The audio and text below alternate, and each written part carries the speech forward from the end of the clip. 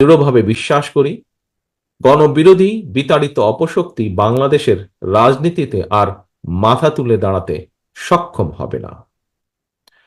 খুনি, লুটেরা মাফিয়া এবং স্বৈরাচারী রাজনৈতিক অপশক্তিকে বাংলাদেশের রাজনীতিতে অপ্রাসঙ্গিক করে দিতে হলে জনগণের রাজনৈতিক ক্ষমতায়ন প্রয়োজন। বিসমিল্লাহির রহমানির রহিম। সাংবাদিকদের ঐতিহ্যবাহী সংগঠন ঢাকা সাংবাদিক ইউনিয়ন ডিউজের বার্ষিক সাধারণ সভার সম্মানিত সভাপতি, উপস্থিত সাংবাদিক নেতৃবৃন্দ, উপস্থিত বিভিন্ন রাজনৈতিক দলের নেতৃবৃন্দ এবং সবাই উপস্থিত প্রিয় সাংবাদিক বন্ধুগণ ও আমন্ত্রিত অতিথিগণ, আসসালামু আলাইকুম।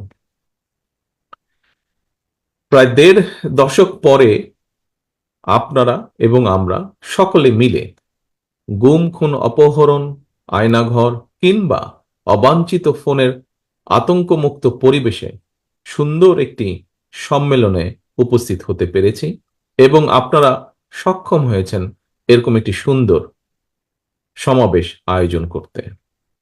আজকের এমন একটি স্বাধীন এবং মুক্ত পরিবেশ অর্জন করতে কিন্তু হাজার হাজার ছাত্র জনতাকে শহীদি মৃত্যু বরণ করতে হয়েছে। আহত হয়েছেন অসংখ্য মানুষ। স্বৈরাচারের বিরুদ্ধে জুলাই আগস্টের গণ অভ্যুত্থানে কমপক্ষে ৬ জন সাংবাদিক শহীদ হয়েছেন। আমরা প্রত্যেকের জন্য আল্লাহর দরবারে মাগফিরাত কামনা করি। প্রিয় উপস্থিতিবৃন্দ, স্বৈরাচার বিরোধী আন্দোলনের দীর্ঘ লড়াই সংগ্রামে আমাদের সঙ্গে সক্রিয় ছিলেন এমন একজন সাংবাদিক নেতাকেও আজকের এই অনুষ্ঠানে আমি বিশেষভাবে স্মরণ করতে চাই। কিছুদিন আগে তিনি ইন্তেকাল করেছেন। তিনি সারা দেশের সকল সাংবাদিকের কাছে পরিচিত মুখ, মরহুম রুহুল আমিন গাজী। আমি আল্লাহর দরবারে তার আত্মার মাগফিরাত কামনা করছি। ফ্যাসিবাদী বিরোধী আন্দোলনে হতাহত সাংবাদিকদের সহায়তা করতে আমাদের যথাসম্ভব দলীয় উদ্যোগ রয়েছে।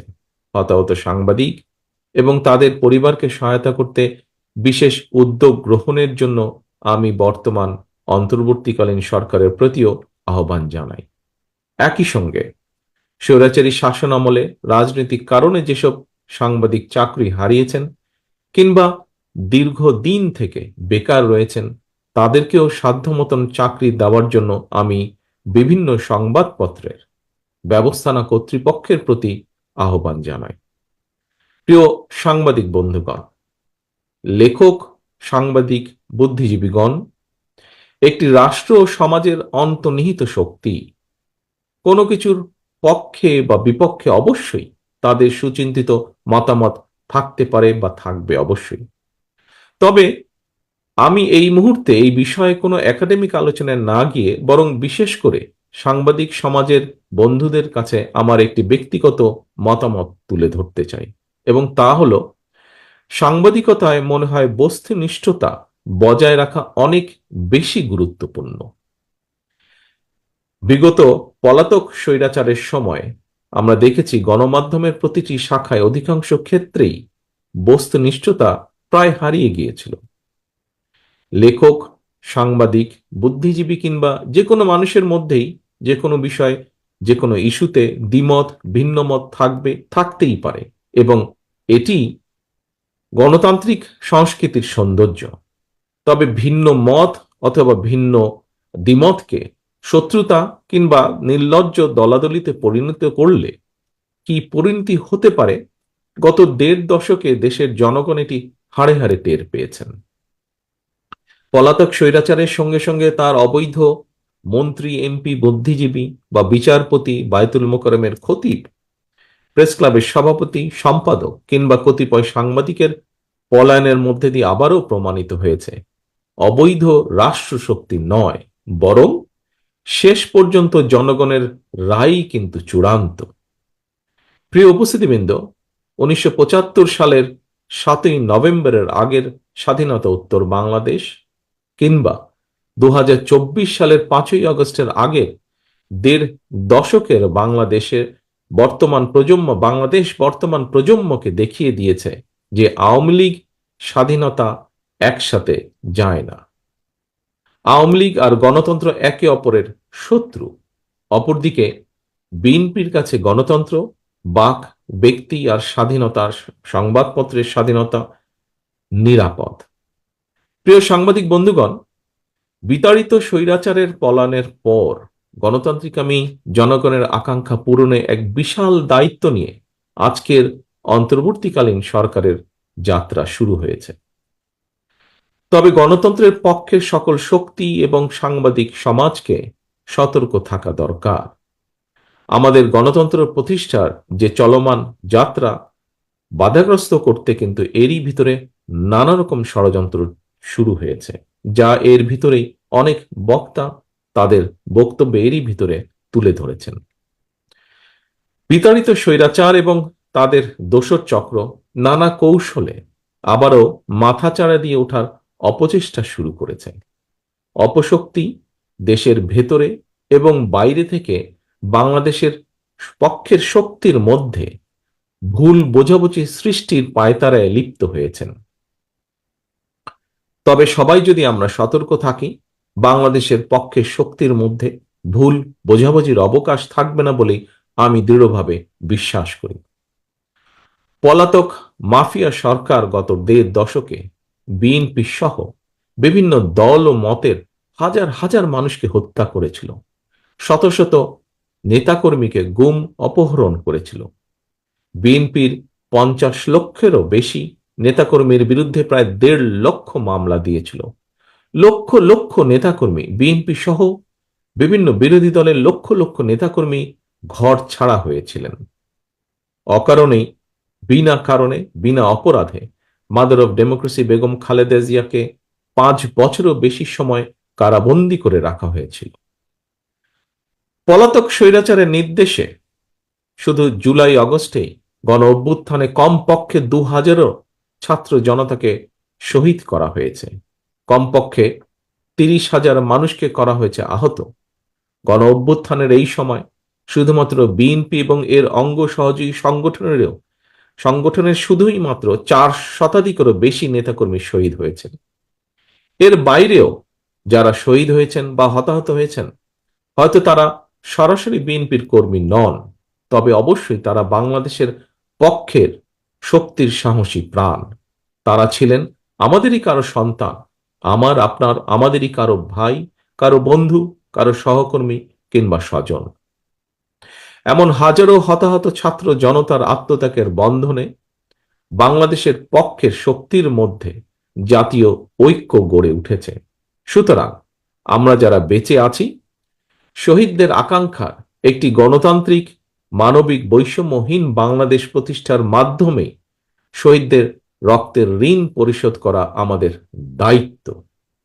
একই সঙ্গে পলাতক স্বৈরাচার আর তার দোসররা যাতে রাজনীতিতে পুনর্বাসিত হতে না পারে, সেই ব্যবস্থা গ্রহণ করাও কিন্তু আমাদের কর্তব্য।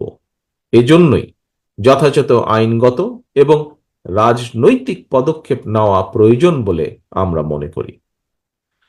পলাতক মাফিয়া খুনিদের পুনর্বাসন ঠেকাতে তাদেরকে একদিকে আদালতে বিচারের মুখোমুখি করা প্রয়োজন, অপরদিকে তাদেরকে অবশ্যই জনগণের আদালতের রাজনৈতিক বিচারে প্রত্যাখ্যাত হওয়ার পরিস্থিতিতেও ফেলতে হবে। যদি এই দুয়ের সমন্বয় ঘটাতে পারি আমি দৃঢ়ভাবে বিশ্বাস করি গণবিরোধী বিতাড়িত অপশক্তি বাংলাদেশের রাজনীতিতে আর মাথা তুলে দাঁড়াতে সক্ষম হবে না। খুনি, লুটেরা মাফিয়া এবং স্বৈরাচারী রাজনৈতিক অপশক্তিকে বাংলাদেশের রাজনীতিতে অপ্রাসঙ্গিক করে দিতে হলে জনগণের রাজনৈতিক ক্ষমতায়ন প্রয়োজন। ভোটের অধিকার প্রয়োগের সুযোগ পেলেই জনগণ তাদের রাজনৈতিক ক্ষমতা প্রয়োগ করে গণহত্যাকারী, খুনি, লুটেরা, পলাতক স্বৈরাচার এবং তাদের দোসরদেরকে রাজনীতির মাঠ থেকে বিদায় করে দিতে সক্ষম হবে। এ কারণেই বিএনপি মনে করে সংস্কার কার্যক্রমের পাশাপাশি একটি যৌক্তিক সময়ের মধ্যে অবাধ, সুষ্ঠু, নিরপেক্ষ নির্বাচন অনুষ্ঠান অবশ্যই প্রয়োজন। প্রিয় সাংবাদিক বন্ধুগণ, একটি নির্বাচনের জন্যই গণ অভ্যুত্থান হয়নি, এটি যেমন এক ধরনের বাস্তবতা, অপরদিকে আরেকটি নির্মম বাস্তবতা ছিল জনগণকে রাজনৈতিকভাবে ক্ষমতাহীন রেখে নির্বাচন ছাড়াই বারবার সরকার গঠনের মধ্য দিয়ে পলাতক স্বৈরাচার দেশে ফ্যাসিবাদী শাসন কায়েম করতে সক্ষম হয়েছিল। জনগণকে তাদের সকল রাজনৈতিক ও ন্যায্য অধিকার থেকে করা হয়েছিল বঞ্চিত। এ কারণেই গণতান্ত্রিক রাজনৈতিক চর্চায় জনগণের অধিকার প্রতিষ্ঠার জন্যই নির্বাচন অবশ্যই একটি মুখ্য বিষয়। একটি নির্বাচন অনুষ্ঠানকে শুধুমাত্র একটি রাজনৈতিক দলের ক্ষমতায় যাওয়ার উদ্দেশ্য হিসাবে বিবেচনায় নিয়ে পরিস্থিতি মূল্যায়ন করলে সেটি কোনো বাস্তবসম্মত রাজনৈতিক চিন্তা নয়, বরং একটি সুষ্ঠু নির্বাচনের মাধ্যমে জনগণ তার রাজনৈতিক অধিকার চর্চার সুযোগ পায়। একই সঙ্গে ভোটের অধিকার প্রয়োগের মাধ্যমে জনগণের সঙ্গে রাষ্ট্রের মালিকানার সম্পর্ক তৈরি হয়। স্বৈরাচার বা ফ্যাসিবাদের কবল থেকে রাষ্ট্র ও সরকারকে মুক্ত রাখতে হলে অবশ্যই নাগরিককে রাজনৈতিকভাবে ক্ষমতাশালী রাখা অত্যন্ত জরুরি। রাষ্ট্রের রাজনৈতিক বন্দোবস্ত এমন হওয়া প্রয়োজন যেখানে ইউনিয়ন পরিষদ থেকে জাতীয় সংসদ নাগরিকদের প্রত্যক্ষ ভোট ছাড়া একজন ব্যক্তি কোথাও কোনোভাবেই জনপ্রতিনিধি নির্বাচিত হতে সক্ষম হবেন না। এভাবেই সর্বস্তরে ভোটের মাধ্যমে জনপ্রতিনিধি নির্বাচন চর্চার মাধ্যমে রাষ্ট্র এবং সমাজে জনগণের রাজনৈতিক ক্ষমতায়ন নিশ্চিত হবে। রাষ্ট্রে জনগণের রাজনৈতিক ক্ষমতায়ন নিশ্চিত থাকলেই কোনো ক্ষমতাসীন সরকারই ভোট ছাড়া রাষ্ট্র ক্ষমতা দখলে রাখার ফ্যাসিবাদী মানসিকতা তৈরি হওয়া থেকে দূরে থাকবে। ক্ষমতাসীনদেরকে জনগণের কাছে যত বেশি দায়বদ্ধ থাকা এবং দায়বদ্ধ রাখা যাবে, দেশের রাজনৈতিক সংস্কৃতিও তত বেশি সমৃদ্ধ, শক্তিশালী এবং কার্যকর থাকবে। একটি জবাবদিহিমূলক গণতান্ত্রিক সরকারে জনগণ এবং নাগরিকের মধ্যে সেতু বন্ধন হচ্ছে সংসদ। নাগরিকদের কাছে জবাবদিহিতার নিশ্চিত করার একমাত্র উপায়। প্রিয় সাংবাদিক বন্ধুগণ, রাষ্ট্রপতি, প্রধানমন্ত্রী কিংবা রাজনৈতিক নেতা, শ্রমজীবী, কর্মজীবী অথবা চাকরিজীবী, বেকার কিংবা উদ্যোক্তা, বাড়িওয়ালা কিংবা ভাড়াটিয়া, মুসলমান কিংবা হিন্দু, প্রতিটি নাগরিকের জন্যই আমাদের সংবিধানে একটি বৈষম্যহীন অধিকার রয়েছে। এবং কি সেটি হলো ভোটের অধিকার। যদিও বৈষম্যহীন সেই ভোটের অধিকার প্রয়োগের কোনো নিশ্চয়তা নেই, আমার কাছে মনে হয় বৈষম্যহীন বাংলাদেশ গড়তে প্রতিটি নাগরিকের একটি বৈষম্যহীন অধিকার প্রয়োগে অধিকার নিশ্চিত থাকা অত্যন্ত জরুরি। প্রতিটি নাগরিকের জীবনে একমাত্র বৈষম্যহীন অধিকার তথা ভোটের অধিকার প্রয়োগের মাধ্যমেই নাগরিকেরা যার যার পছন্দের প্রতিনিধি নির্বাচন কিংবা অপছন্দের প্রতিনিধিকে প্রত্যাখ্যান করার সুযোগ তৈরি হবে। অন্তর্বর্তীকালীন সরকার ইতিমধ্যেই নির্বাচন কমিশন পুনর্গঠন করেছে। জনগণের ভোটের নির্বাচিত প্রতিনিধিদের দ্বারা একটি জনপ্রতিনিধিশীল সংসদ ও সরকার গঠনের লক্ষ্যে এটি একটি গুরুত্বপূর্ণ ধাপ বলে আমরা মনে করি। প্রিয় সাংবাদিক বন্ধুগণ, রাষ্ট্র, সরকার এবং রাজনীতির বিদ্যমান অবস্থা ব্যবস্থা সংস্কারের লক্ষ্যে 2022 সালে বিএনপি প্রথম 27 দফা সংস্কার প্রস্তাব উপস্থাপন করেছিল। পরবর্তী সময়ে বাংলাদেশের পক্ষের গণতান্ত্রিক রাজনৈতিক দলগুলোর সঙ্গে মত বিনিময় শেষে 2023 সালে 31 দফা সংস্কার উপস্থাপন করেছে বিএনপি। বিএনপির উপস্থাপিত সংস্কার প্রস্তাবে গণমাধ্যমের স্বাধীনতা নিশ্চিত করার লক্ষ্যে সুপ্রিম কোর্টের সাবেক বিচারপতি অভিজ্ঞ মিডিয়া ব্যক্তিদের নিয়ে একটি মিডিয়া কমিশন গঠনের কথা বলা হয়েছে। আপনারা দেখেছেন বর্তমান অন্তর্বর্তীকালীন সরকারও গণমাধ্যমে সংস্কার কমিশন গঠন করেছে।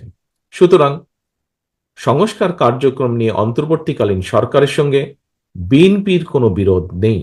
সংস্কার আগে নাকি নির্বাচন আগে, যারা এ ধরনের প্রশ্ন তুলে জনমনে বিভ্রান্তি সৃষ্টির অপচেষ্টায় লিপ্ত হয়েছেন, তাদের উদ্দেশ্য কিন্তু ভিন্ন। বিএনপি মনে করে সংস্কার কার্যক্রম এটি কোনো শেষ হওয়ার বিষয় নয়। একজন সংস্কার কার্যক্রম শুরু করলে আরেকজন প্রয়োজনীয় সংস্কার এগিয়ে নিয়ে যায়, কারণ সংস্কার একটি চলমান প্রক্রিয়া। তবে সরকারে কিংবা সরকারের বাইরে আমাদের প্রত্যেকের মনে রাখা দরকার, গণতান্ত্রিক রাজনৈতিক সংস্কৃতির গুণগত উত্তরণ ছাড়া পুঁথিগত সংস্কার অনেকটাই অকার্যকর। সংস্কার কার্যক্রমকে কার্যকর করতে চাইলে সবার আগে জনগণের নিত্য দিনের দুর্দশা লাঘবের ব্যবস্থা করা দরকার। জনগণের নিত্য প্রয়োজনীয় সরবরাহ নিশ্চিত করা না গেলে সংস্কার কার্যক্রমের কাঙ্ক্ষিত সুফল পাওয়া যাবে না। প্রিয় সাংবাদিক বন্ধুগণ, আমরা এমন একটি রাষ্ট্র ও সমাজ বিনির্মাণের লক্ষ্যে কাজ করছি যেখানে সাগররুণীদের বিচারের ব্যাপারে রাষ্ট্র উদাসীন থাকবে না। নিশ্চিত থাকবে মানুষের বাক ও ব্যক্তি স্বাধীনতা। এ লক্ষ্য অর্জনে আপনাদের সকলের সহযোগিতা চাই। পরিশেষে ঢাকা সাংবাদিক ইউনিয়নের সম্মেলনের সফলতা কামনা করে এবং আমাকে এখানে আমন্ত্রণ জানানোর জন্য আপনাদের সকলকে আন্তরিকভাবে ধন্যবাদ দিয়ে আমার বক্তব্য শেষ করছি।